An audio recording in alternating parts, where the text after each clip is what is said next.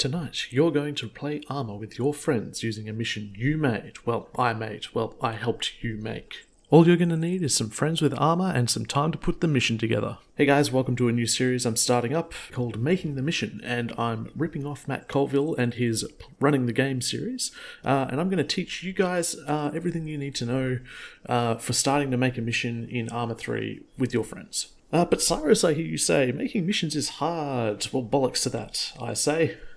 You don't need fancy coding skills or military knowledge or anything really to make fun missions. All you need to do is have the drive to make it work and maybe a little bit of a splattering of Google search skills. So the first thing we're going to talk about in this series is making a mission. And the first piece of advice that I can give you is just do it.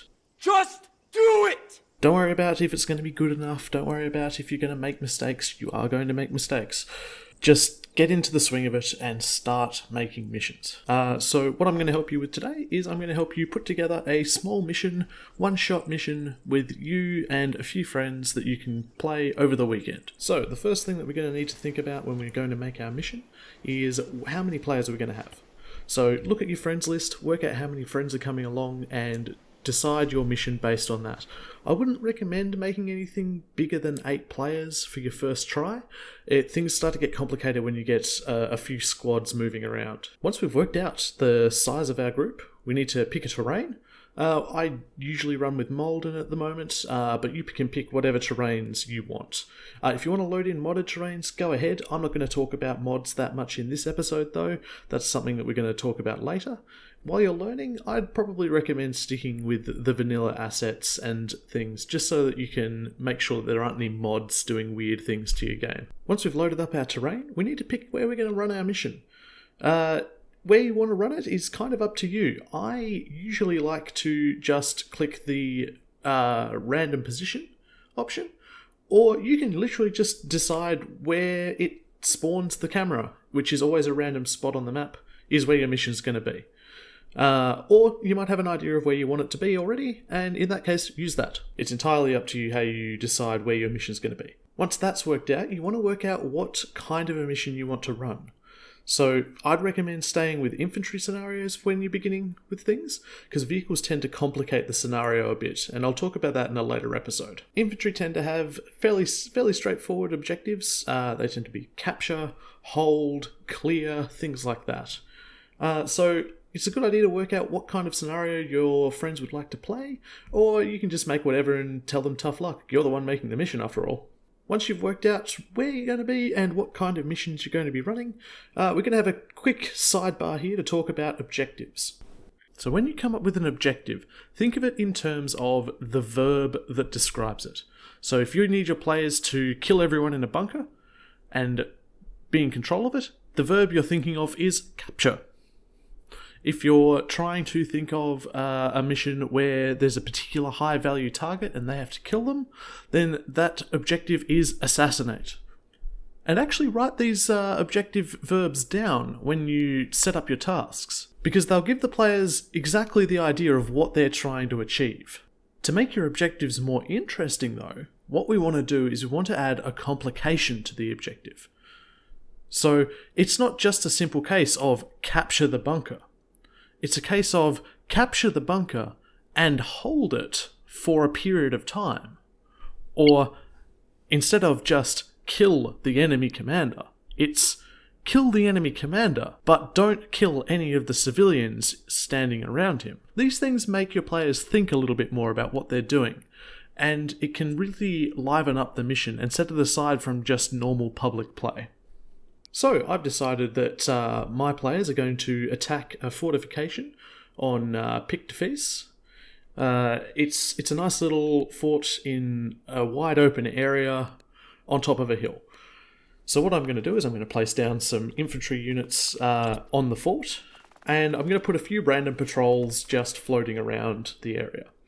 My complication is that from the side my players are going to be attacking from, on the other side, there's actually going to be a small garrison of troops.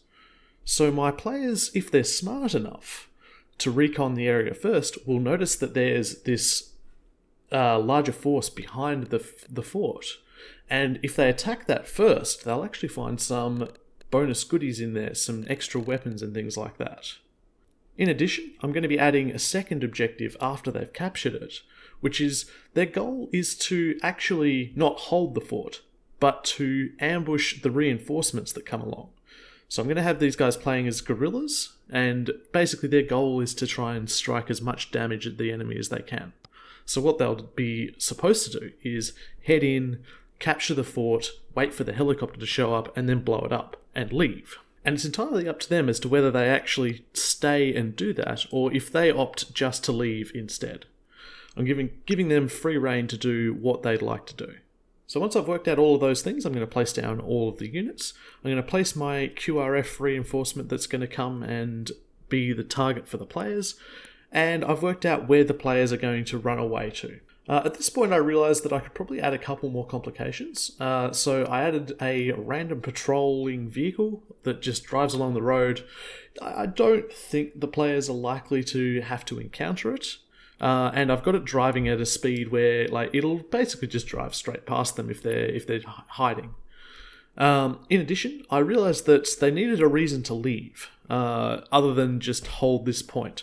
So I've actually added in some extra vehicles and mechanised squads that are going to roll in on them at the same time as the QRF force.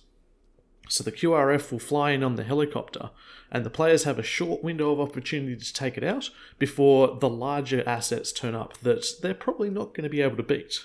So that's enough about objectives. Now we need to work out how we're going to prompt our players to do things. So what I'd recommend using is the task system in Arma 3. Now, I've actually not done any tutorials on this one, so you're going to have to do a bit of Google searching to work out how they work. But what I've done is I've created tasks for each section of the mission that I envision the players going through.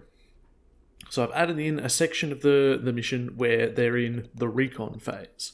So they're going to be told explicitly at this point, the enemy doesn't know you're here. Scout out the area before you attack it. And then I'll just have a trigger set up so that when they move within a certain radius of the objective, that objective is cancelled and the assault begins. Next, I've got a system in there telling them that it's optional to take out the helicopter. So I've put it in big bold letters at the start of the next task, optional, destroy the QRF helicopter. And I'm giving them the exfiltrate objective at the same time. This gives them the idea that the goal is to leave now, but they should be trying to take out that helicopter if they can. As some additional more complications I thought of later, I've added in a time element to it. So there's a exfil that's closer to the objective, but it's only available until a certain time, at which point they'll drive away. For details on how to do that sort of stuff, look, I'm probably just going to upload this mission so you can have a look. Okay, so now that's all done. We've just got the exfil area to set up, and that's pretty much it. It's a straightforward mission. It probably will only take them maybe an hour and a half to finish, and that's if they take their time in it. So this isn't expecting to be some glorious long 5-hour epic mission. This is just something quick that you can throw together and say, hey guys, do you want to play some Arma? I put something together. So some last minute things that I thought up that you might want to add in just for some extra flavour is you can add in diary entries to give your players a bit more of an idea of what your situation is and what their mission is actually supposed to be doing. You can add these in using the add diary entry module, and you can use them basically however you want. However, I would recommend looking up mission paragraphs online. You can find standard NATO ones and things like that to give you an idea of what you should be putting into each section of it. For some extra detail as well, you might want to think about adding in some random items here and there and setting them as simple objects. You don't need to make a full base or anything like that, but just adding in a few little items around the area to make it look lived in can really add to the immersion that a mission has. When it comes to thinking about respawns, it entirely depends on your friends and the type of game that they want to play, and also the kind of mission that you want this to be. Do you want this to be a mission that's hard to beat and that the players might need to go through a few different times and try different tactics to get right? Or do you want a mission that they can just sort of slog through, and if they make a mistake, that's okay, they can run back in and try again? In this particular case, I've decided that for my friend group, I'm going to make something that's a bit challenging, and we can take several stabs at it and see if they can do it. So I've not included any respawns whatsoever, so if they die, they're dead. But I have added the revive system so that players can pick each other up if they do get shot, just so that there's not anyone getting straight up killed with no way of recovering. Alright, so hopefully that's enough information for you guys to sort of think about setting up your first mission. Feel free to let me know in the comments if there's anything else you'd like to know when you're setting up your first mission. If you're looking for players, I'd recommend jumping on Twitter and just tweeting at Arma3Official, letting everyone know that you've got a mission you'd like to play. You'll be surprised how many people come out of the woodwork. Another good place to look for players is the Bohemia forums. You can find that by Googling for it, or I'll pop a link in the description probably. I'm probably going to forget. Let me know in the comments if you've got any more questions, and I think I already said that. Whatever. That's probably it. Who knows? Oh yeah, in the description below, I'll put a link to this mission that I've got in the background here that I've been making. Feel free to take a look, steal the code, do whatever you want with it. Play it with your friends if you want. If you're too lazy to actually make your own, or you're not confident enough, that's fine. Take this one, go run it. Look at what I've done, and think about setting up your own missions based on that. Until then, I will see you all hopefully next week. Who knows? Maybe fingers crossed. Perhaps, I don't know. I'm bad at timetabling. What are you waiting for? Do it!